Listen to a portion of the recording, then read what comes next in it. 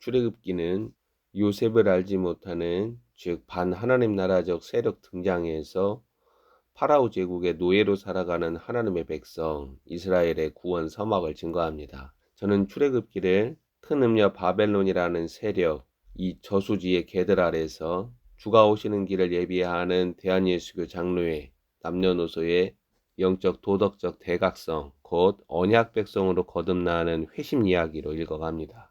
대한민국이 짐승의 제국 아래 충성스러운 지방도시로 기생충과 같이 생존을 도모한다면 그리스도인은 순교와 핍박과 추방을 각오해야 합니다. 지금은 영적 전쟁 중이며 이 전쟁은 갈수록 사활적으로 전면적으로 드러나는데 전쟁을 하나님의 방식과 전쟁 수칙을 따라 수행하는 자들이 너무 없기 때문에 대한민국은 주님의 중간심판적 화마를 피하지 못합니다. 이 나라와 민족 위에 언약의 사자들 곧 출애굽기 2장에 나타나는 하나님의 그릇, 모세와 같은 하나님의 방백들이 일어나기를 날마다 기도합니다. 목사들, 성도들은 여기 붙었다 저기 붙었다 지지하고 옹호하고 싸우고 그러는데 하나님의 방백들이 아니에요. 여호와 하나님의 구원 역사에 쓰임받는 하나님의 메신저 모세는 출애굽기 2장에 보면 레위지파 출신입니다. 이것은 창세기 49장에 나타나는 족장 야곱의 운명적인 예언을 초극하는 레위지파의 창조적 운명을 예고합니다. 레위지파 모세는 파라오 제국이라는 죽음의 세력이 자신의 민족의 생명과 자유를 지배하는 현실에서 등장합니다. 그는 하나님 나라 씨를 제거하는 남자아이 사륙 현장에서 구사일생으로 살아납니다. 모세는 죽음의 강물에서 하나님의 손길로 인하여 건짐을 받습니다. 레위지파에서 하나님의 백성 이스라엘의 구원 역사에 쓰임받는 자들이 셋이나 등장합니다. 모세와 아론과 미리암은 이스라엘 족장 야곱의 운명적인 예언을 따라 유력하다는 유다, 요셉 지파가 아닙니다. 출애굽 구원 역사를 여호와 하나님은 레위지파를 들어서 사용하십니다. 모세의 성장사에서 발생한 사건, 즉 동족 이스라엘 백성을 폭행하는 애굽 사람을 살해하고 도주한 모습은 과거 칼자비 레위의 동선을 보여주는 듯 합니다. 미디안으로 도주한 이후 살아계시는 여호와 하나님 앞에 서기까지 40년이라는 시간이 지납니다. 이 시간을 저는 족장 야곱으로부터 받은 저주 운명을 활골탈퇴하는 과정으로 생각합니다. 창세기 15장 13절 14절에 나오는 언약에서 이스라엘 백성들은 애굽에서 400년간의 종살이에서 나오는 것이 증거됩니다. 족장 야곱의 저주로부터 레위지파의 영적 재활복구 기간을 압축시킨 듯한 이 미디안 광야 40년은 새로운 차원을 여는 서막으로 여호와 하나님이 레위지파의 이전의 운명이 아닌 이스라엘 구원 역사에 우선적으로 다시 쓰게 하신 것입니다. 이러한 예시는 사사기에서 이스라엘의 한 지파인 베냐민 지파가 완전히 무너지는데 여호와 하나님은 그 이스라엘의 초대 왕으로 베냐민 지파 출신의 사울을 등장시킵니다. 여호와 하나님은 레위의 저주 운명을 창조적으로 복원시켜서 하나님 나라 일들을 이어갑니다. 죄악과 허물로 끝장나버린 인생이 온전하게 새롭게 재활복구되는 일은 예수 그리스도가 가장 탁월하게 행하십니다. 우리는 주님을 알아갈수록 그리스도와의 친밀감이 더 깊을수록 그리스도의 생명의 충만함을 알아갑니다. 결코 신앙의 경륜이나 직분이 주님을 아는 일에 비례하지 않습니다. 오히려 반비례로 나타나는 대한예수교 장로회에서 그리스도와의 친밀감은 생명의 하나됨, 곧 그리스도를 닮아갑니다.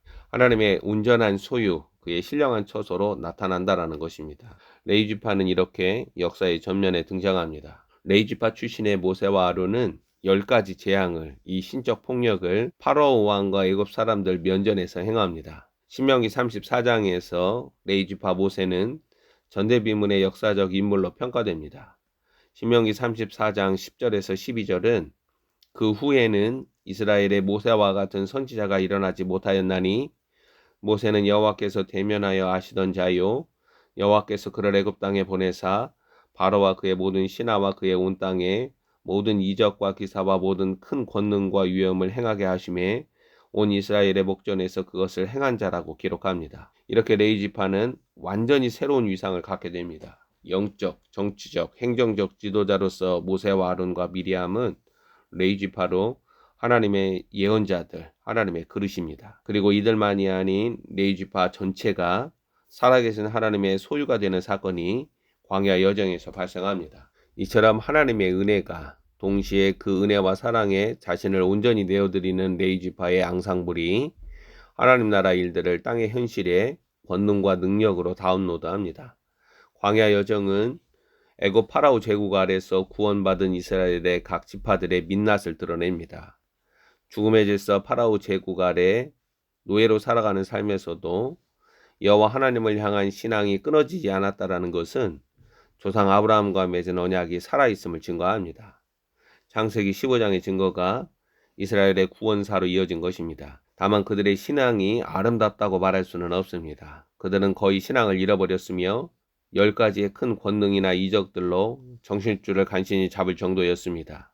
광야 여정에서 이스라엘 지파들은 서로 다투며 여호와 하나님과도 다투고 지도자 모세와 아론과도 다툽니다. 이와 같은 자들이 언약의 주 여호와 하나님을 아는 일에 레위지파가 헌신합니다. 출애굽기 32장에 중요한 사건이 나타납니다. 여호와 하나님이 주도하신 출애굽 구원 사건을 무효로 돌리는 황금 송아지 우상 숭배를 이스라엘은 아론 중심으로 자행합니다. 지도자 모세는 시내산 언약으로 여호와 하나님께로부터 계명들과 말씀들을 받아 내려오기까지 주님의 임재 아래 거합니다. 출애굽기 32장 1절에서 6절은 모세의 부재 상황에서 이스라엘을 지도하는 아론은 거세게 압박하는 이스라엘의 요구를 쫓아서 황금 송아지 우상을 만들고 이스라엘은 우상 숭배로 무너집니다. 언약을 파기하고 무로 돌리는 참담한 죄악을 전혀 알지 못하는 이스라엘을 향하여 지도자 모세의 중보기도는 거룩하게 추돌하시는 여호와 하나님을 향하여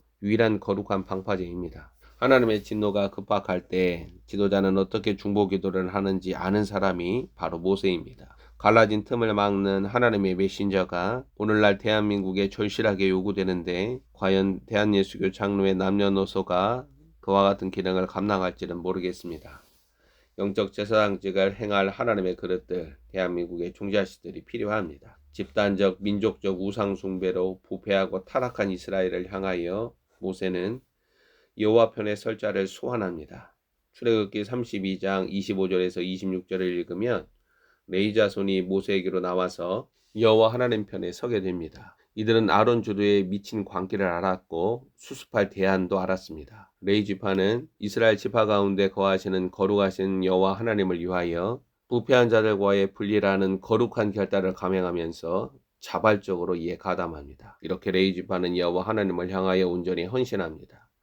레위 지파를 통하여 성도는 헌신이 무엇을 말하는지 바르게 이해해야 오늘날 종교본산지에서 어리석고 미련한 열심과 정성으로부터 건짐을 받을 수 있습니다. 출애굽기 32장 25절에서 29절을 읽어봅니다. 모세가 본즉 백성이 방자하니 이는 아론이 그들을 방자하게 하여 원수에게 조롱거리가 되게 하였음이라.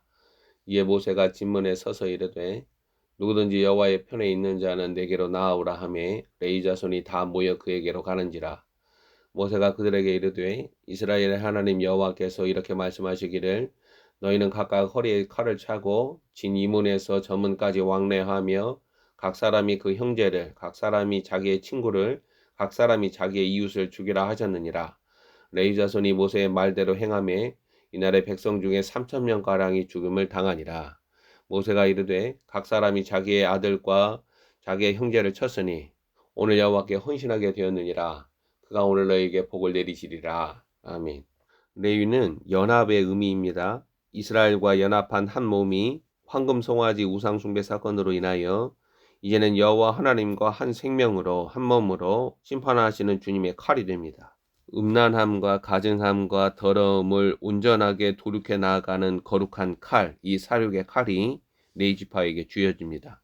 그들은 배타적으로 온전하게 여호와 하나님과 연합하기 위하여 그들의 자발적 선택과 결정으로 엄청난 대가를 짊어집니다. 27절에서 29절은 이러한 사실을 증거하고 있습니다.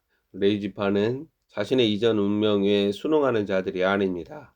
과거 레위는 시므온과 함께 야곱의 가정 안에 발생한 불미스러운 일들을 잔인하게 보복함으로 처리하였습니다. 그리고 지금은 이스라엘 온 회중이 음란하게 황금 송아지 우상 숭배에 몰여하였을 때 살아계신 여호와 하나님 편에 굳건하게 서서 주의 명령을 온전하게 수행하는 길을 선택합니다. 아버지 야곱이 자식 레위에게 내린 저주를 짊어지면서 레위 지파는 결정적으로 반전시킬 역사적 사건에 주저하지 않고 믿음과 순종을 사용합니다. 그렇게 여호와 하나님에게 배타적으로 속한 결과, 즉 헌신함으로 이들의 운명은 창조적으로 변합니다. 우상 숭배에 사로잡힌 자들을 동족이라도 동료라 할지라도 레위 지파의 칼은 그들을 도륙하면서 언약의 주 여호와 하나님을 향한 헌신을 신앙으로 새깁니다. 자신의 운명을 오직 하나님 나라 목적과 뜻에 바쳐서 하나님께 영광을 돌리는 자들로 거듭난 것입니다. 헌신은 레위 지파의 수로입니다. 대한민국 현실에서 짐승의 질서와 식탁을 마련하는 음녀들의 하수인들에게 저항하는 이 어려움과 고난과 역경을 인내와 순종으로 하나님의 방식과 명령으로 돌파해 나아가는 자들이 오늘날 영적 레위 지파이며 주님께 헌신된 자들입니다. 그래서 영적 제사장들은 전부 다 칼을 차요.